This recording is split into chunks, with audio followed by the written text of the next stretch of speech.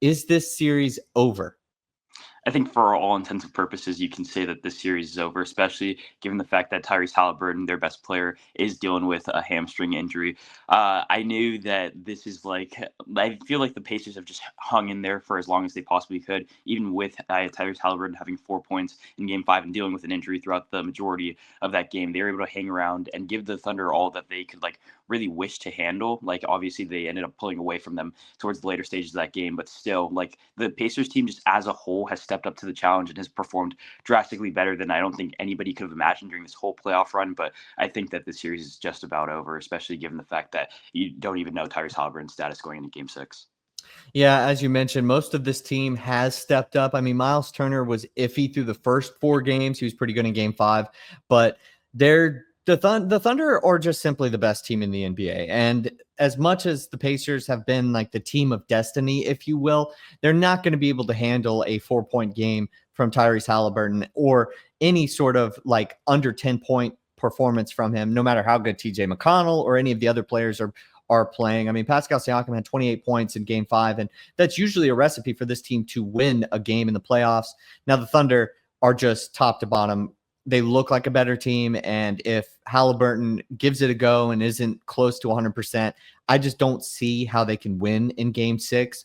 I mean, granted, they are at home, so that is a big plus for them. Maybe they can feed off the home crowd and kind of get that game, but even if it went Game 7, I mean, I'd like to think it's just a coin flip, right? But this Thunder team, I just don't see how they can lose both of these next 2 games. It's just going to be too much for them.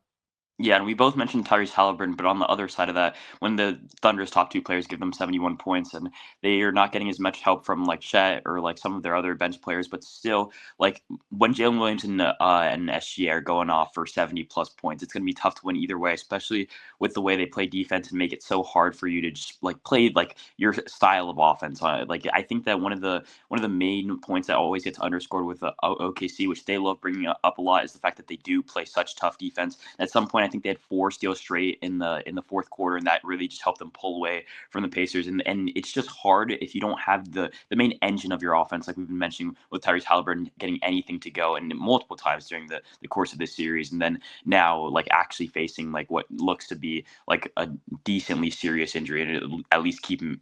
We'll see how he plays, but I think that if you're getting so much from the other side of the ball in the Thunder and also getting their defensive presence in game in and game out, I don't think that there's a path for the Pacers to win the series, which is super unfortunate just because I feel like the Pacers have just been the story of these playoffs and how and leading up to it, not as much, but they've just completely exceeded every single expectation that anybody had going into them. At some a lot of people were calling for the Bucks to win their first round series, and then nobody really picked them against the Cavaliers.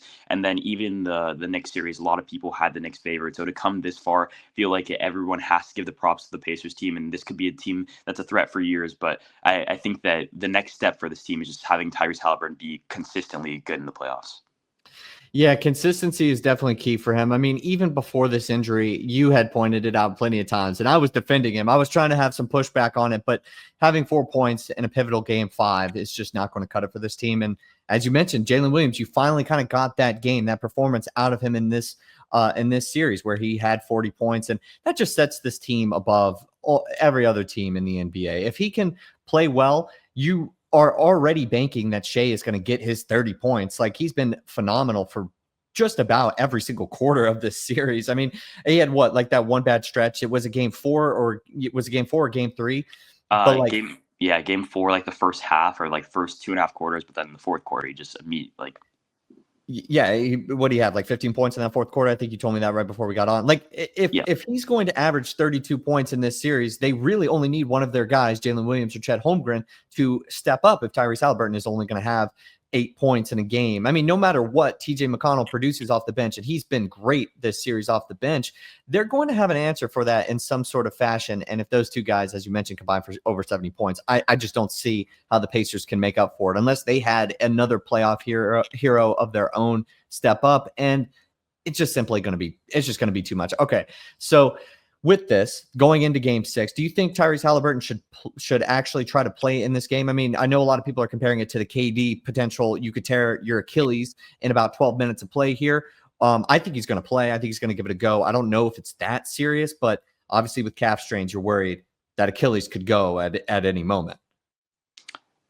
Yeah, I think that the age difference between Kevin Durant and Tyrese Halliburton at that stage of like their careers is probably something to keep in mind. I feel like Kevin Durant was a lot older when he was like trying to give it a go and then play off of an injury, and Tyrese Halliburton still has that youthful like exuberance around him. But I think that he goes and tries to play this game just because it could be the last game of their season. I don't know if that'll be a plus or a minus for them. I mean, even like in the games where he has like towards the beginning of the series where he was healthy, games 1 and 2, he just played completely terribly, and it wasn't like it didn't feel like it was much of an injury like that was holding him back. It was just him not playing as well. So given the fact that he will also be dealing with something possibly a little bit more serious going into this next game, I don't know if it will help or hurt the Pacers, but he's been like the best player on this team like for an extended period of time now. If he wants to give it a go, I don't see how you don't start him, and I don't see how he doesn't play like a lot of minutes until it is literally a detriment to your team, like him on the court rather than off of it.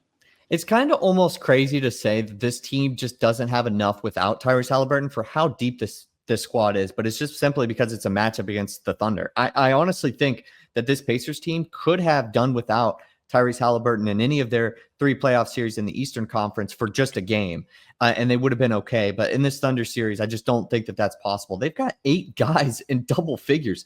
I mean, this is actually kind of crazy just even looking at this, because you're just adding TJ McConnell and Obi Toppin, and those guys are both averaging 11 points. You're thinking, okay, maybe one of them steps up. TJ McConnell, I guess, would start, or in some sort of fashion, maybe you've got Neesmith or Nembhard or something like that, and they end up starting, however you want to do it.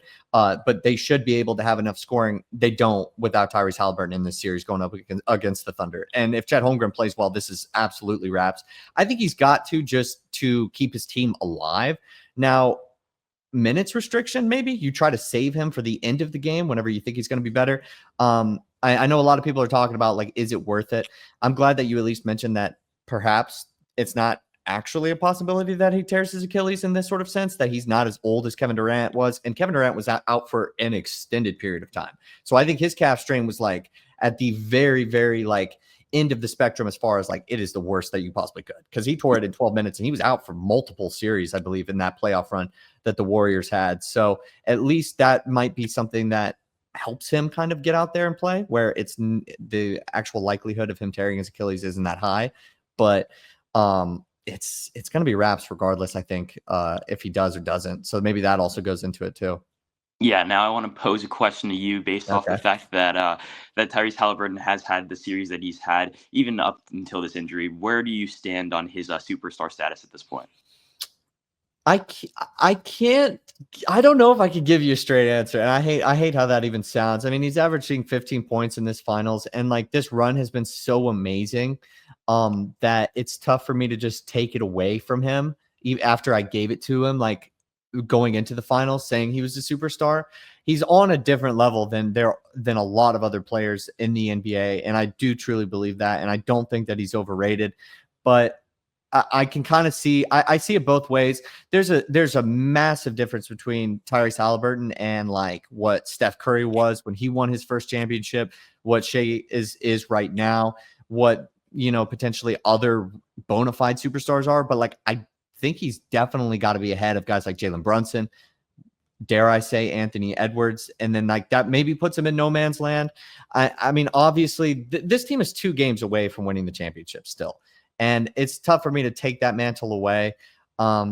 He's had some pretty rough moments, but I would still say Jason Tatum's a superstar, and his finals history and record isn't as positive. And I would have said Jason Tatum was a superstar even before they won last year. So I'm probably putting him on that fringe spot still. I'm still behind Tyrese Halliburton in that sense, but it's tough to give you a straight answer. This is a really kind of sad way to go out, especially if he doesn't play in game 6. It's just like, he like wasn't there to be, not like he can really control it because he's injured, but just a really kind of sucky way to go out if you're a superstar. I know that I already know your opinion on this. I know he's not a superstar, not trying to take away anything from him, but it's a high honor for sure. Yeah, and I think that my opinion has maybe been like a little overstated just because given the fact that like the bar is just so high for what a superstar in my opinion is. But like I think that Tyrese like I can't none of his like performances like up until this point have been like deniable. Like he has had the big shots and he is the driver on this team, no matter who wins the Eastern Conference MVP or whatever. Like it is like he is the driver of this team. He is the reason why they are in the finals, and I think that is something that needs to be like said. But I just think that there is a level that Tyrese Halliburton isn't at yet, just in terms of consistency and being able to consistently generate like points, like in terms of scoring, rather than just like passing the ball and waiting for your team, or not waiting for your teammates, but making your teammates better and elevating them. But like I just don't his scoring just isn't there yet for me to put him in the superstar category, and that is like saying that like he's just outside of it. Like while you have him on like the fringe inside of it, I maybe have him on like the fringe, like maybe a little bit farther out than that, but very close to like being in that category as well. Maybe another season where he averages like 23 and 10 and it has another good like playoff run, then I'm probably right there with you.